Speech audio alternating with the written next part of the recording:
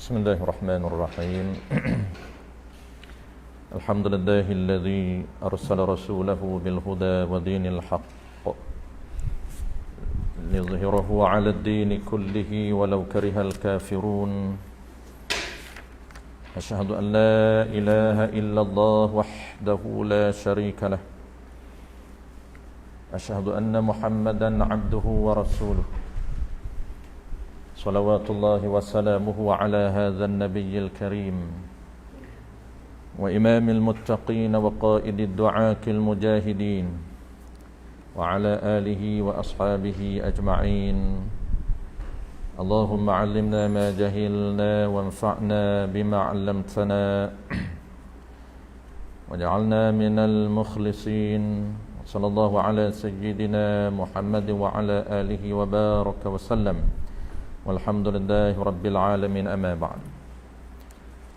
Terlebih dahulu marilah sama-sama kita menyatakan setinggi-tinggi kesyukuran kehadrat Allah Subhanahu wa taala kerana dengan limpah kurniaannya kita diberi kesempatan, peluang serta kekuatan oleh Allah Subhanahu wa taala untuk kita kembali menyambung pengajian kitab kita secara fizikal setelah beberapa bulan kita adakan secara online. Apabila lama secara online ni tuan-puan, dia rasa selesa lah online. Dia duduk rumah saja, tak perlu jalan. Dia nak keluar rumah tu dah rasa tak selesa dah. Tu dia, jangan lama sangat. Tapi kita alhamdulillah boleh sampai lagi. Baik, insyaAllah tuan-puan, kita kembali balik kepada perbincangan kita. Bagi tuan-puan yang mengikuti perbincangan kita dalam tajuk ataupun dalam kitab Muamalat, kita sedang bincang subtopik kecil ataupun kita panggil rukun. Rukun yang kedua. Jadi rukun jual beli ada 3 secara umum, ada 6 secara detail. Jadi ketiga-tiga rukun ini kita akan perincikan.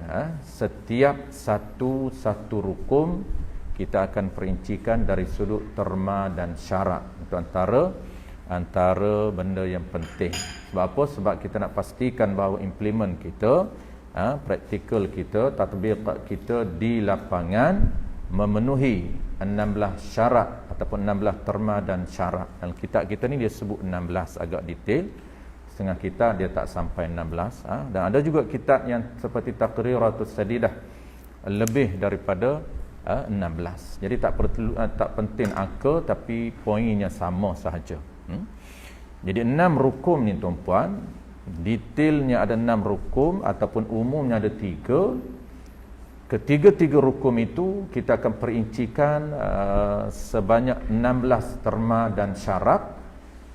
Barulah sah praktikal kita, praktikal jual beli kita ketika kita melakukan transaksi jual beli dalam sistem jual beli. Baik, yang pertama kita dah bincang, iaitu rukun yang pertama dia panggil sirah ataupun ijab dan qabul. Ada 6 syarat yang kita perlu akur atau perlu patuhi untuk pastikan bahawa perkataan ataupun lafaz ijab dan qabul kita ini memenuhi kehendak syarak. Yang kedua, rukun yang kedua yang kita bincang, kita akan sambung malam ni, iaitu syarat aqid ataupun dia panggil syarat pembeli dan penjual. Pembeli dan penjual dia mempunyai syarat yang sama. Ijab dan qabul dia punya syarat yang sama. Maqudun alaih, benda ataupun barang dan price dan harga mempunyai syarat yang sama. Sebab itu dia combinekan.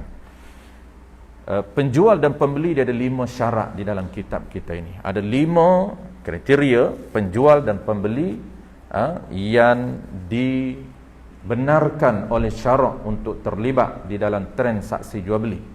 Selain daripada 5 ini tuan-puan, tidak dibenarkan ataupun bahasa kita panggil tidak sah melakukan transaksi jual beli. Apabila tidak sah, kesan dia seperti mana selalu kita sebut, menyebabkan akad itu dipanggil akad yang fasidah. Apabila tidak sah, lahirlah kesan dia haram. Kesan yang keduanya syarak tidak membenarkan untuk tasarruf ataupun untuk memiliki barang ataupun duit yang kita perolehi melalui transaksi yang tidak sah di sisi syarak. Tasarruf ini kita panggil apa? Tidak sah handle, urus, tak sah hebah, tak sah sedekah, tak sah hadiah, tak sah jual. Dia tidak dibenarkan oleh syarak untuk menguasai ataupun memiliki barang tersebut. Baik, ada 5 syarat. Kita akan sambung syarat keempat dan kelima malam ni. Yang pertamanya, yang paling penting, syarat penjual dan pembeli.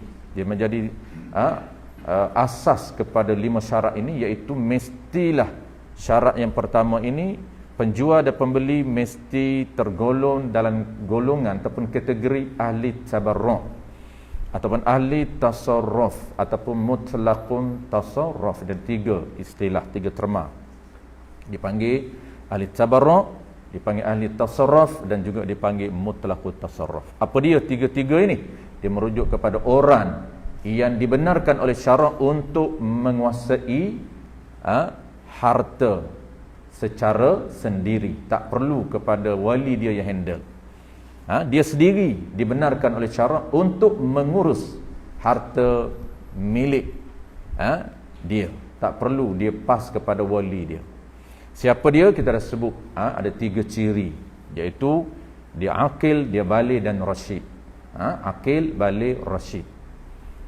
Ini penting. Sebab tu lahirlah isu jual beli dalam mazhab Syafi'i. Ada kisah jual beli kanak-kanak, ada kisah jual beli orang gila, ada kisah jual beli orang yang bodoh, yang tidak tahu nilai harta.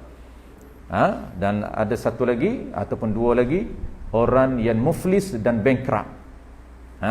Ada kisah dia terlibat dalam transaksi jual beli ataupun dalam sektor ekonomi. Tak kisahlah dia nak pajak, nak gadai, nak jual, nak beli, nak pinjam, nak rahnun, nak gadai. Bukan sahaja jual beli. Ini dia panggil ciri asas. Cuma bankrupt dengan muflis itu kita dah sebut sebelum daripada ni, dia ada syarat. Syarat apa dia? Dia mesti dibekukan aset dia oleh kerajaan. Barulah kita tak boleh terlibat dengan sistem ekonomi jual beli ataupun pinjam meminjam, pajak gadai dan sebagainya. Selagi mana kerajaan tak keluarkan list bankrupt dan muflis, sah kita berjual beli dengan orang bankrupt dan muflis. Inilah orang yang disebut di dalam syarak. Mereka ini, 2 ini, dia disyaratkan kerajaan menhajarkan aset mereka. Menhajar ni mana membekukan aset mereka. Apabila kerajaan buat keluar list bankrupt dan muflis, semua tidak boleh terlibat dengan mereka. Bukan soal kita, tapi orang lain pun semua tidak boleh terlibat dalam jual beli. Harta mereka itu dipindah kuasa mengurus oleh syarak kepada wali, dia. Adapun hajar secara auto dia panggil mahjurun alaih. Ada 5 orang yang dihajarkan. Ada 5 ciri, kita dah sebut angka-angka bulan lepas ataupun minggu lepas. Angka 3, angka 4, angka 5 kan. Kita sebut angka minggu lepas. Sebab angka-angka tu dia agak penting tuan-tuan untuk kita tahu siapa yang orang yang dihajarkan oleh kerajaan dan auto. Dia ada 2 yang auto. Tak perlu kerajaan yang membekukan aset. Iaitu pertamanya kanak-kanak, yang keduanya orang gila, yang ketiganya dia ada 3 yang detail. Yang tiganya orang bodoh yang tak tahu nilai. Bukan bodoh yang biasa ni. Kita panggil bodoh, tapi dia tahu nilai RM5 dengan 10. Cuba bagi kat dia. Budak ni tak apa cerdik macam mana. Cuba bagi kat dia RM1 dengan 5, dia ambil 5. Dia tahu nilai. Bodoh tak kerti mengaji je. Kita kalau nombor lah sekali, bodoh selalu. Orang Kelantan panggil bodoh. Dia tak kata bodoh. Bodoh nampak standard sangat. Bodoh dia kata. Kira nombor dia lah sekali. Jangan dia bodoh pada nombor je. Maksudnya nombor lah tu dia mengaji je, tak pun nak boleh. Saja dia penyegan, tak apa rajin je. Tapi nombor angka nilai dia tahu. Maka ini sah jual beli. Kalau dia tak tahu nilai, 3 jenis ciri ni tuan-tuan, 3 kategori ni, dia auto. Maksud auto ni, syarak menhajarkan aset mereka secara langsung, tak perlu kerajaan hajar. Sebab tu kita tak boleh berjual beli dengan kanak-kanak, tak boleh berpinjam meminjam dengan kanak-kanak, tak boleh sewa menyewa dengan kanak-kanak, orang gila dan orang bodoh yang tidak tahu nilai. 3 golongan ini harta mereka diurus oleh wali. Sebab tu insya-Allah kalau sempat tuan-puan, tajuk di belakang kita akan belajar pengurusan wali. Wali ni dia akan menguruskan, kena tahu cara nak handle harta orang lain. Macam kita tuan-puan, setiap orang dia wali. Syarak dah bagi panduan dalam silibus muamalat. Ada tanggungjawab wali ni, ada peraturan yang syarak menetapkan. Sebab dia sebagai pengurus. Ada orang pengurus, dia menggunakan harta wali dia tanpa dibenarkan oleh syarak. Itu dia kena tahu bagaimana cara untuk handle harta anak-anak, harta orang gila dan harta orang bodoh. Dia naik kepada wali. Jadi wali nikah tuan-puan, dalam mazhab kita ada 41. Kalau waliul ma, dia ada 4 saja. Itu beza. Wali nikah banyak. 41 tu tak larat nak hafal juga. Tapi ada teknik hafal mudah 41. Kita duduk mengajar kuliah tu di surah Husna. Kita dalam proses nak bagi teknik menghafal, walaupun tak nak jadi qadi, sebagai info sahaja. Dia ada cara mudah untuk ingat 41 wali. Dan yang paling mudah tak perlu hafal yang waliul ma. Waliul ma ni ada 4 saja. Pertamanya bapa, yang kedua nenek ke atas, yang ketiganya adalah wasi, yang keempat adalah qadi. Qadi lah sekali. Qadi apa? Qadi daerah. Tu. Dalam pengurusan wali dia akan cerita tanggungjawab qadi daerah. Salah satu tanggungjawab dia mengurus harta anak yatim di dalam daerah dia. Sebab apa? Anak yatim tidak ada wali, waliul ma dia. Bapa dia dah mati, nenek dia dah tak ada, wasi tidak ada, last kali qadi. Sebab itu dalam Islam tuan-puan, sunat kalau kita ada anak yang kecil belum balik, sunat kita wasiatkan kepada siapa pun, isteri ataupun adik-beradik kita, kawan-kawan kita, sebagai wasi. Dia tak akan turun ke qadi. Wasiat pada isteri sebagai wasi yang tolong bayar zakat, tolong handle keperluan anak-anak menggunakan harta itu. Baik, kita terus tuan-puan, sambung. Malam ni sebab iklan dia lebih, kerana malam ni 2 yang terakhir dia mudah. 2 yang terakhir apa dia tuan-puan? Pertama saya sebut tadi, nak jual beli ni mesti orang yang ahli tabarruk. Yang kedua, syarat yang kedua, penjual dan pembeli tidak dibenarkan untuk memaksa mana-mana penjual atau pembeli untuk jual ataupun untuk beli. Tak boleh paksa. Paksaan yang tak sebenar. Yang ketiga kita dah sebut minggu lepas, apa dia? Syarat untuk membeli Quran ataupun hadis ataupun buku yang ada di dalamnya tulisan Quran ataupun tambahan yang khilaf, ataupun nama-nama malaikah, nama-nama nabi, kitab-kitab yang ada nama malaikah, dan kitab yang ada nama-nama para awliya Allah. 3 ni dia khilaf. Juga tidak sah untuk jual kepada orang kafir. Jadi syarat ketiga dengan keempat ni lebih hampir sama. Syarat ketiga, pembeli Quran ataupun pembeli hadis, pembeli buku yang ada di dalamnya tulisan Quran, disyaratkan mesti pembeli itu Islam. Tak sah jual beli kepada orang kafir. Dan yang keempat sama malam ni tuan-puan, sama juga, pembeli mesti Islam sekiranya kita nak jual hamba yang Islam. Dia mudah sebab kita tak ada hamba, jadi kita akan baca secara cepat sahaja sebagai info. Tapi kalau yang nombor 3 tu, Quran tu, tu kena tahulah. Mana tahu kita sebagai penjual, kita jual kepada orang kafir buku-buku agama yang ada di dalamnya Quran. Dia kena ilah dia kita dah sebut. Ilah dia, Islam tak membenarkan untuk pindah milik. Kan jual beli ni dia proses perpindahan milik. Untuk milik Quran yang mulia kepada orang kafir. Ilah dia kenapa? Kerana kemuliaan Al-Quran tidak dibenarkan untuk orang kafir milik. 2. Yang keempat, qala al-musannif rahimahullahu ta'ala, yang keempat, hamba. Kalau nak beli hamba, juga syarat mesti pembeli itu, hamba Islam kita nak jual, mesti pembeli itu dia kena Islam. Kalau orang kafir nak beli hamba yang kita nak jual ini hamba Islam, maka tidak sah jual hamba Islam kepada orang kafir. Qala al-musannif rahimahullahu subhanahu wa ta'ala. Yang ketiga, yang keempat, ataupun dalam kitab versi Jawi dia akan tulis sa. Alif, ba, ta, sa. Sa, orang yang membeli sahaya, yakni orang yang membeli saya. Sahaya tu saya lah. Orang yang membeli saya, yang Islam, saya tu ada dua. Ada saya yang Islam, ada saya yang kafir, ada saya yang murtad. Wal'iyadzubillah. Jadi syaratnya, saya yang Islam ataupun hamba yang Islam atau yang murtad juga sama. Disyaratkan ianya pembeli itu mestilah Islam. Pembeli mesti Islam. Bahkan kalaulah dia sama dengan Quran ni. Kalaulah kita dapati hamba Islam berada pada tangan orang kafir, wajib kepada orang Islam dia mempunyai harta yang lebih. Ni nak kepada orang Islam kaya. Nak kepada orang Islam yang kaya ketika itu untuk menyelamatkan hamba daripada berada pada tangan orang kafir. Kerana haram orang Islam berada di bawah pemerintahan ataupun kekuasaan orang kafir. Tak boleh. Begitu juga Quran. Kalau didapati ada Quran berada pada penjual yang kafir, wajib bagi orang Islam yang kaya, yang ada harta lebih, wajib dia selamatkan Quran yang berada pada tangan orang kafir dengan beli. Itu dia panggil jual belian wajib.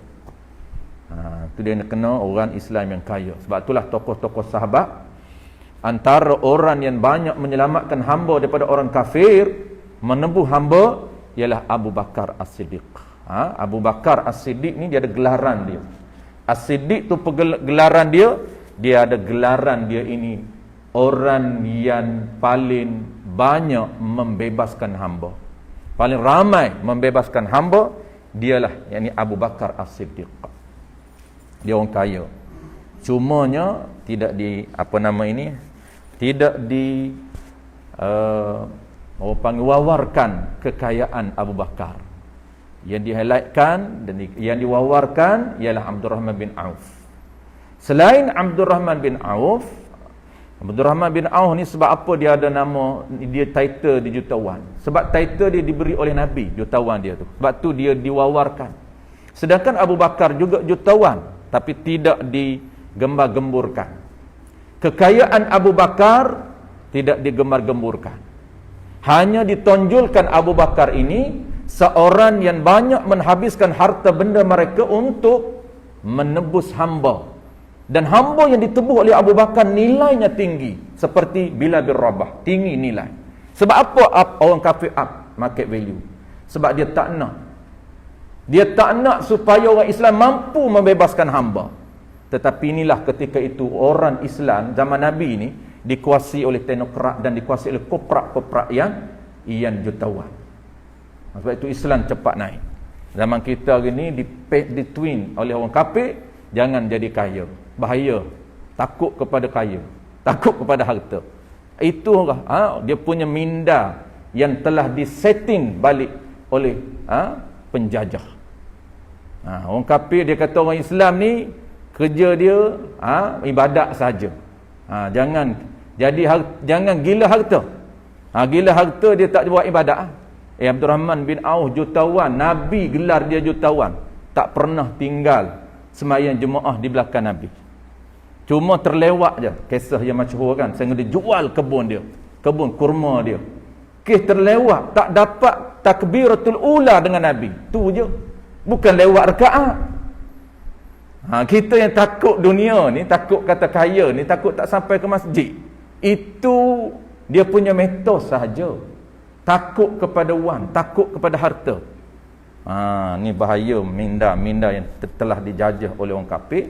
Kerana orang kafir baca rekod peradaban Islam naik dengan apa dia? Naik dengan sistem ekonomi. Tengok bagaimana Bilal bin Rabah mahal tapi mampu bebaskan oleh Abu Bakar. Sebab tu Abu Bakar ni di-highlightkan ataupun diwawarkan, ditonjolkan orang yang paling banyak menghabiskan harta untuk membebaskan hamba yang mahal. Kalaulah bukan hartawan, mana mungkin untuk membebaskan hamba yang mahal? Dia sanggup. Dia bukan deal harga, tuan-puan. Ni cerita Abu Bakar. Abu Bakar minta supaya tuan hamba Bilal bin Rabah meletakkan berapa tinggi pun dia akan bayar. Kita ni nak beli barang kena deal dulu. Paling murah kita nak. Orang kaya ni dia tak tahu tengok harga. Dia nak berapa pun aku beli. Sebab bukan soal duit, yang penting dia nak nilai barang tu. Kita kena tengok harga dulu. Standard kita biasalah, kenalah ukur saiz di badan sendiri. Jangan masuk kedai tak tengok harga, dia bedal ikut dan tinggi, tiba-tiba buka duit apa, tengok duit dalam bank tak cukup nak transfer. Kenapa? Kerana beg duit dia harga 23,000. Tengok Datuk Seri Vida pakai ni tuan-puan, handbag dia tu harga 23,000. Kancil lebih murah lagi pada beg Tan Sri, Datuk Seri Vida, 23,000. Biasa tu 23,000 tu. Sebab tu orang nak bagi hadiah. Siapa berani bagi hadiah kepada Datuk Seri Vida? Kita nak bagi hadiah 3,000. Dia pakai hal standard 20,000 ke atas, tak bagi. Kalau sanggup bagi pun apa nama ni, boy dia je lah. Iqbal tu. Jangan, Iqbal tu kaya. Saya pun ambil tahu jugalah tuan-puan. Kalau tak kaya Iqbal tu, dia tak sanggup nak tackle Datuk Seri Vida. Kemai-mai baju Datuk Seri Vida tu pun berapa ribu satu tu. Nak jadi laki dia jangan main-main. Kalau mampu boleh lah. Baik. Antara juga tokoh yang kaya, tuan-puan. Tokoh kaya yang jadi khalifah. Ini kita tak nak ambil sahabat biasa, jadi khalifah. Yang pengganti Nabi juga tidak diwawarkan kekayaan dia, jutawan dia. Uthman bin Affan. Uthman bin Affan ni, tuan-puan, khalifah pengganti Nabi pertama Abu Bakar. Yang kedua Umar orang biasa. Tapi bukan miskin. Orang yang bukan jutawan. Umar. Yang ketiganya Uthman bin Affan. Inilah orang yang kaya, lebih kaya daripada Abu Bakar. Kekayaan Uthman bin Affan lebih kaya daripada Abu Bakar menurut setengah pendapat. Dan Ali biasa. Dua khalifah ni, tuan-puan, pengganti Nabi, dua orang kaya jutawan yang tidak diwawarkan, dan dua orang biasa, Ali dengan Umar. Itu orang biasa. Baik. Itulah jadi tanggungjawab kepada orang Islam yang kaya, kena kembali balik jadi orang Islam, kena jadi kaya. Maka tidak sah orang kafir membeli sahaya yang Islam atau yang murtad. Tak sah orang kafir, pembeli itu kafir. Dia beli, dia pembeli. Kita ni penjual, kita ni Islam, nak jual hamba kita Islam kepada orang kafir, tak sah. Ataupun hamba kita murtad, wal'iyadzubillah, juga tidak sah. Cuma dia ada khilaf sedikit murtad ni. Qaul Mu'tamad mengatakan hamba walaupun murtad tetap tidak sah jual kepada orang kafir. Kenapa? Qaul Mu'tamad mengikut pandangan mutaakhirin. Ulama mutakhirin mengatakan walaupun dia kafir, tetapi tetap dia ada hubungan dengan Islam. Kerana Islam menuntut setiap saat supaya dia kembali kepada Islam. Itu dia panggil hubungan, dia panggil alaqah. Dia panggil hubungan dengan Islam masih ada. Tak sah. Tetapi pandangan dhaif yang diterjah oleh Al-Imam Nawawi dan Al-Imam Rifa'i dalam mazhab kita. Mazhab kita, Al-Imam Syafi'i mengatakan sah jual hamba yang murtad. Jadi kita ingat yang muktamad tidak sah. Kerana apa tak sah jual orang kafir, jual murtad? Dia dah beri ilah. Kerana masih ada lagi kaitannya, hubungannya dengan Islam. Ini qaul muktamad. Kecuali yang sah, tuan-puan, yang sah jual hamba ni, kecuali yang dibelinya, hamba yang dibelinya itu bapaknya sendiri atau anaknya sendiri. Yang keduanya, bapa dengan anak ini Muslim, iaitu sah beliannya. Ini dia pengecualian. pengecualian kalau kita nak beli hamba secara umum, hamba mesti, orang yang nak beli itu mesti Islam. Kalau nak jual hamba Islam dan hamba murtad. Melainkan ada satu isu yang Islam membenarkan untuk membeli hamba ataupun orang yang nak jual ini ataupun hamba ini boleh jual beli hamba sekiranya jual beli itu menyebabkan kepada merdeka hamba tu. Sah. Ini syarat benarkan. Sebab apa? Sebab kalau beli saja auto hamba itu merdeka. Macam mana situasi dia? Iaitu jual beli bapa dengan anak. Jadi undang-undang hamba ni tuan-tuan, dia ada satu tajuk khas, peraturan hamba dan Islam. Sistem perhambaan walaupun dikekalkan oleh syariat, sistem perhambaan ini dia sebelum Islam, sebelum Nabi ditabal jadi rasul, benda ni dah ada sistem perhambaan. Tetapi datangnya Nabi, dia mengekalkan sistem perhambaan, tetapi Nabi tambah baik peraturan. Antara peraturan yang ditetapkan oleh syarak, bapa tidak boleh menguasai anak dan anak tidak boleh menguasai bapa. Maksud menguasai ni tuan-tuan, hamba ni status dia, Islam ini dia ada dua level. Satu dia panggil merdeka. Bukan negara saja, kita di sisi Islam. Satu hur, merdeka. Satu lagi dia panggil hamba. Bukan hamba Allah. Hamba kepada orang. Tuan kita siapa? Dia panggil sayyid. Dalam kitab muamalat, kalau sayyid itu tuan, bukan Nabi.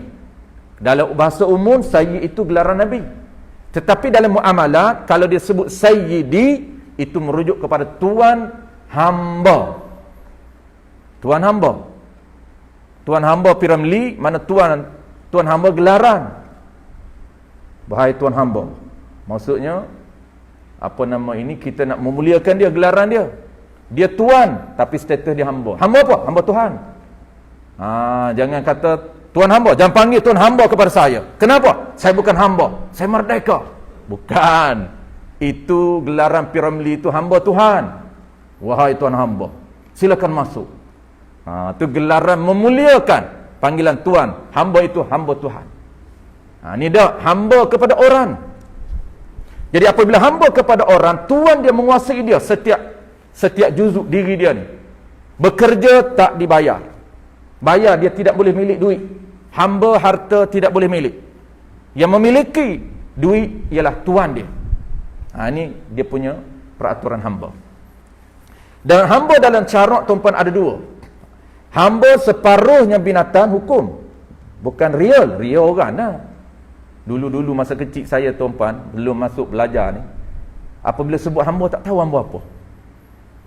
Dia ingat hamba ni macam mana kita tak tahu. Hamba ni orang lah, cuma status hamba. Tetapi dari segi syarak, separuhnya binatang, separuhnya manusia. Peraturan dia. Kenapa separuh binatang? Sebab itu sah dijual beli hamba. Hukum dia itu nisbah hukum, bukan real. Nisbah hukum separuhnya binatang, dia ini dianggap sebagai harta. Tetapi kita yang merdeka tak sah jual beli. Sebab itu tidak sah jual beli organ. Jual beli organ manusia tuan-puan, pemerdagangan organ manusia, walaupun akta kita larang, memang realiti yang sebenarnya syarak melarang jual beli organ. Melainkan kontemporari, mazhab ulama kontemporari ada mengatakan harus menghadiahkan organ kepada orang lain. Tetapi qaul mazhab kita dia tidak ada, bukan qaul muktamad. Mazhab kita memang dia ketat tidak sah hadiahkan organ kita kepada orang lain, tak sah. Kenapa? Karena kita ini bukan harta benda dan kita tidak memiliki diri kita. Kalau kita memiliki diri kita, kita sah hadiah diri kita kepada orang lain. Sah hadiah mata kita kepada orang lain. Sah hadiah telinga kita kepada orang lain. Sah hadiah buah pinggan kita kepada orang lain. Tapi oleh kerana bukan milik kita, dia milik auto, milik Allah Ta'ala, maka tak sah kita menghadiahkan organ, menghadiahkan buah pinggan kepada orang lain. Cuma mazhab lain boleh. Itu dipanggil ulama contemporary. Dalam mazhab Maliki boleh.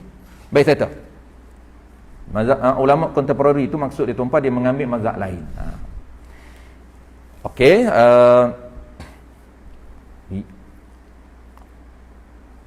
hukum manusia, sebab tu dia ada peraturan ketat.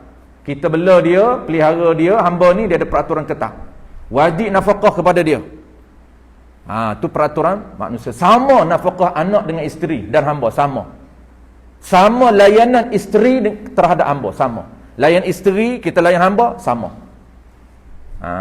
Itu dia punya peraturan yang ketat, yang diubah dalam, dia ditambah baik dalam sistem perhambaan Islam.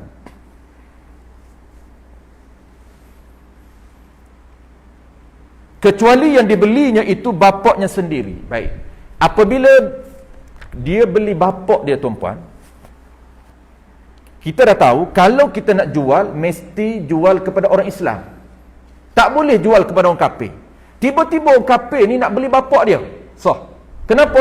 Kerana kalau jual bapak kepada pembeli ni orang kafir, anak dia masih kafir, tapi bapak dah peluk Islam. Jadi anak dia ni cuba nak beli bapak dia supaya nak duduk sekali dengan dia. Boleh dah kita jual? Jawab dia sah jual. Kenapa? Kerana jual kepada anak dia auto merdeka. Seolah-olah kita merdekakan dengan tanpa bayaran.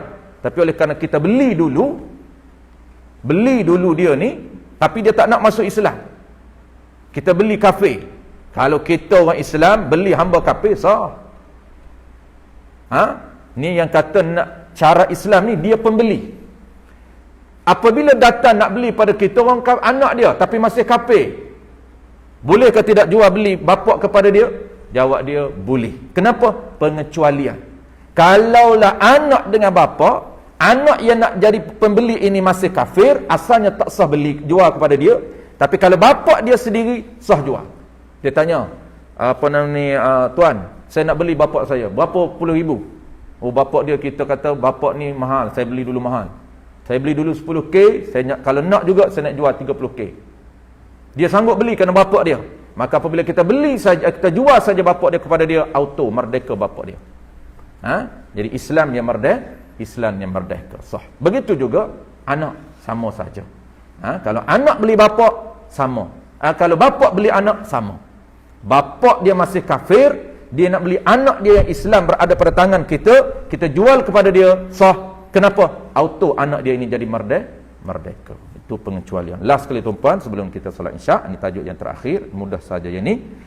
Dan yang kelima, syarat yang kelima.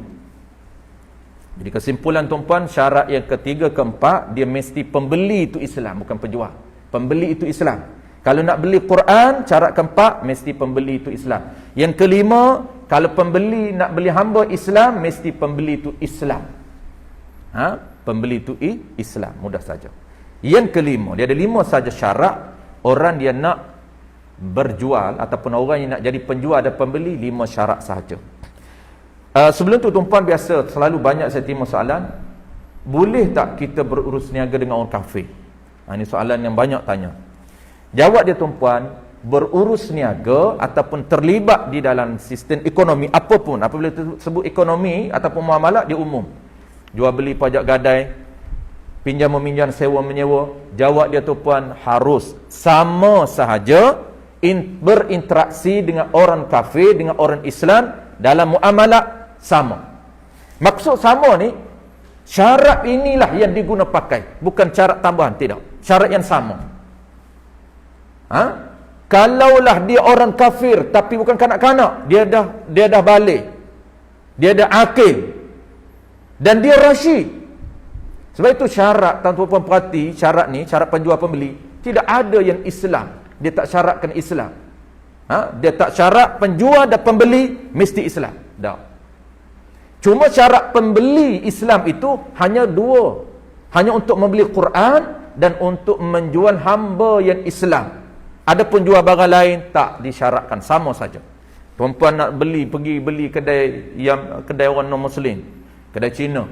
Jual apa dia? Apapun jual. Jual makanan, sah. Beli makanan, beli buah-buahan yang dijual oleh orang kafir. Syarat dia sama. Dia mesti ikut peraturan. Kalau dia tak nak ijab kabul, mesti kita pilih akad yang kedua, iaitu bai'ul mu'attah. Tak nak pilih bai'ul mu'attah, pilihan yang ketiga, iaitu pilihan yang terakhir dalam mazhab kita, boleh juga kita pilih hebah. Ada yang keempat lain kali kita akan sebut, iaitu hebah bisawabi. Kenapa? Kerana al-kafiruna yukhatibuna bi furu'in syar'iyyah. Ini dalil dia. Al-kafiruna, orang-orang kafir ini, yukhatibuna, diarahkan, diperintahkan oleh syarak dengan perintah apa? Bi furu'in syar'iyyah, dengan perintah syarak. Bukan orang Islam saja yang kena solat, yang kena puasa, zakat, haji dan kena ikut peraturan muamalah. Orang kafir pun kena juga. Cuma kalau dia ikut tanpa dia mengucap kalimah syahadah, tidak ada pahala apa pun. Kerana pahala itu mesti dia terima dulu, mesti dia beriman dulu, barulah dia melaksanakan furu'un syar'iyyah. Nak ceritanya tuan-puan, jangan kita anggap orang kafir tak semayang okey, orang kafir tak ikut peraturan muamalah okey, orang kafir terlibat dengan riba okey, sama dia terlibat dengan riba haram, dia jual beli tak sah juga haram. Sebab itu di akhirat kelak dia dihukumkan dua. Satu hukuman kerana tak beriman kepada Allah, yang kedua hukuman kerana meninggalkan furu'un syar'iyyah. Baik. Yang kelima, disyaratkan juga pada orang yang hendak membeli senjata. Ni dia kita tak terlibat. Jangan. Ataupun alat perang. Bahawa ia nak beli senjata tu bukan daripada kafir harbi, sekalipun kafir harbi itu ada perjanjian keamanan, walaupun dia harbi tetapi dia musta'man. Ini kafir harbi je kategori yang musta'man. Musta'man ni dia kena ada orang yang berani jamin. Ada kafir luar masuk negara kita tuan-puan, pelancong masuk negara kita, level dia, kategori dia ni harbi musta'man, dibenarkan masuk dalam kerajaan Islam. Tetapi kena ada orang yang recommend, orang yang berani, yang sanggup mengatakan bahawa dia ini orang kafir tetapi dia aman, tidak akan melakukan sebaran pencerobohan dan sebagainya di dalam negara Islam. Barulah diberi visa kepada dia. Ada orang yang recommend. Jadi pelancong-pelancong tu dipanggil musta'man. Cuma ni cerita asal ni tuan-tuan. Jadi asal dianya, kalaulah kita ni negara Islam, dia adalah akad musta'man ni. Kita hari ni tidak ada akad lah. Kafir ni tuan-tuan, nak nama harbi zimmi, dia kena ada akad. Tapi kita dah tak ada akad kerajaan kita. Jadi biasalah semua tu mengikut hukum syarak. Semua itu dari segi hakikinya, bukan zahir, dari segi hakiki dia ini harbi. Tapi zahirnya dia tak harbilah. Melainkan dia akan bangkan secara terbuka, itu harbi secara zahir. Walaupun dia tidak ada akad. Dia tak akad harbi. Maksud akad harbi ni, nak jadi zimmi ni kena akad. Kalaulah dia tak berani akad, bermakna dia auto jadi harbi. Sebab dia tak berani akad. Kita ekspreskan tuan-tuan. Dah masuk insya. Nak jual senjata ini, syarat dia jangan harbi, tak syarat Islam. Jangan kafir harbi. Kalau kafir zimmi, dalam kerajaan kita sah jual senjata. Sah kita nak jual pistol kepada dia, alat senjata-senjata berbahaya, sah. Oh, ada lagi beduk. Baik. Ataupun alat perang, bukan senjata saja, alat perang pun sama. Kereta kebal. Ataupun alat perang. Tak baik. Dia bak alat senjata ni jangan bimbang tu kan. Kita yang ambil daripada orang kafir. Yang ni tak ada masalah ni. Tapi kalau kita pakar menyediakan alat perang yang canggih, kita tak boleh jual kepada orang kafir yang harbi. Kenapa? Kerana kerajaan Islam dia jaga. Kerana orang akan menggunakan senjata balik untuk menyerang balik kerajaan Islam. Dan bukan kafir zimmi. Kafir zimmi tak boleh. Tapi kafir zimmi di luar negara lain. Kafir zimmi ni negara lain, bukan zimmi kita. Kita Malaysia. Zimmi ni mana? Zimmi Thailand, contoh sajalah. Maka tak boleh jual kepada kafir zimmi Thailand. yang di luar negeri, maka tidak sah dijual senjata kepada mereka itu. Saya cuba ekspreskan tuan-tuan. Ya, kalau ikutkan detail juga ni, tapi kita ekspreskan sebab dia agak kurang praktikal kita sebagai ilmu saja. Sah dijual senjata kepada kafir zimmi yang dalam negara kita sah. Selama apa? Selama tiada diketahui, kita tak tahu yang ia zimmi dalam negara ini menjadi perkakas kepada kafir harbi. Ini menjadi tali baru kepada harbi. Tapi kalau kita tahu zimmi dan negara kita ada hubungan dengan luar, hubungan dengan orang yang panggil pekafir harbi yang cuba untuk nak menguasai negara kita, itu tak boleh. Demikian juga sah dijual senjata, sah kepada penderhaka burah. Ni pun tak sebab saya nak sebut tuan-tuan. Burah ni ada 3 syarat. Dia nak hukum burah ni bukan senang lah. Dulu kita pernah kecoh negara kita nak isu burah. Jadi kita kena tahu betul tak isu itu burah. Kalau betul, dialah burah. Burah ni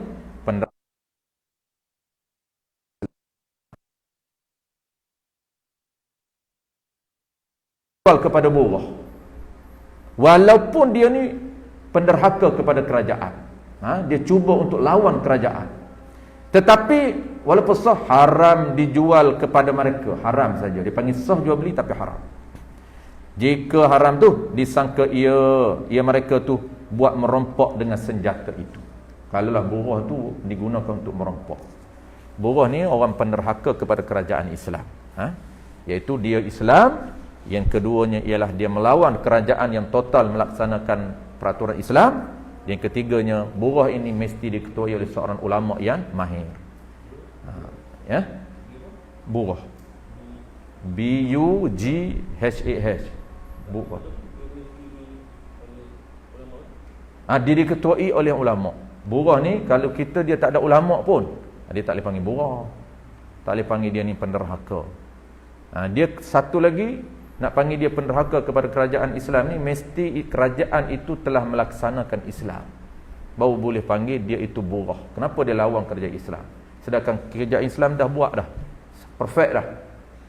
Muamalat dah buat cara Islam, penuh muamalat cara Islam, jual beli cara Islam, pajak gadai cara Islam, pinjam meminjam cara Islam, sewa cara Islam. Itu dia panggil ekonomi Islam, bukan perbanking saja. Jadi kita sekarang ni qadar kemampuan kerajaan hari ini ni, qadar kemampuan dia, perbanking Islam, satu juzuk daripada ilmu muamalah. Sedangkan ilmu muamalah luas, mula jual beli. Dia kena pastikan rakyat mengikut peraturan jual beli yang sebenar, jangan budaya.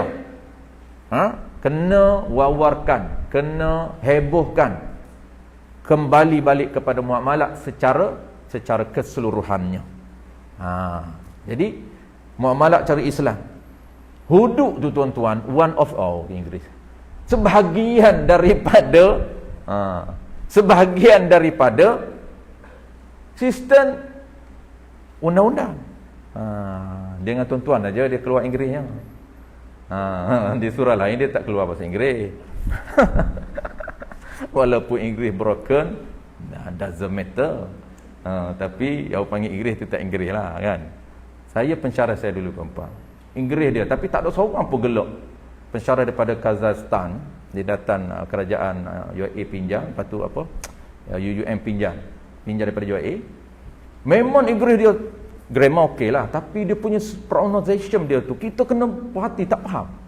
Tapi tak ada siapa pun gelak.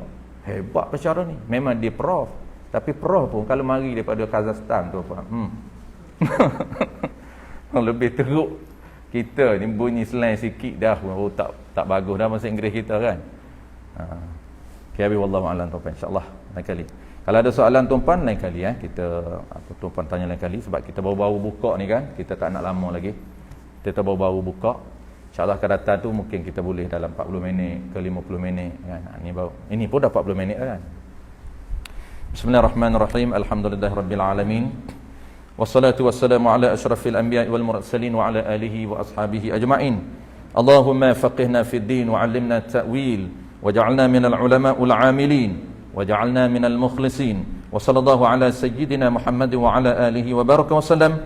Walhamdulillahirabbil alamin.